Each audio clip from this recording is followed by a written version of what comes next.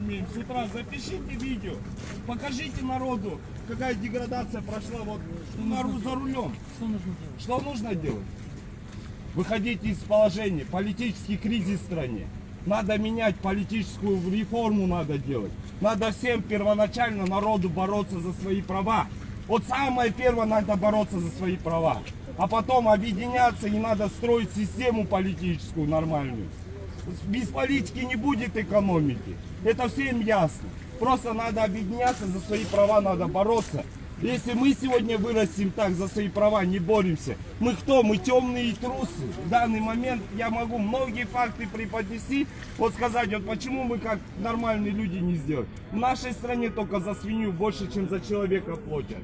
Правильно? АСП меньше, чем за субсидирование за свинью. Это разве не темнота?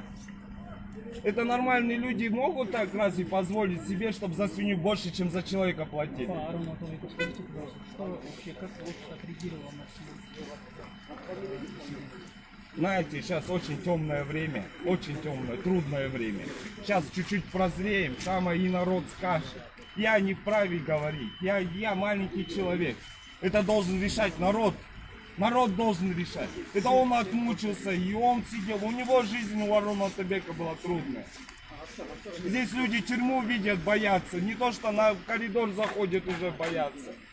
А здесь этот человек 14 лет, 15 лет строгого режима, да много чего увидел. Такие трудности. Ни один вор не отсидел так, как этот человек сидел. Вот это запомните. Меня Ануар, Ашралиев Ануар.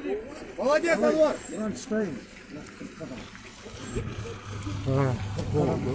Осымен соңғы машиналар шығып бара жатыр. Сол бізде бір жарты сағаттың ішінде тағы да Құдай қаласа эфирге шығамын ғой. Жақсы, рахмет, сау болыңыздар.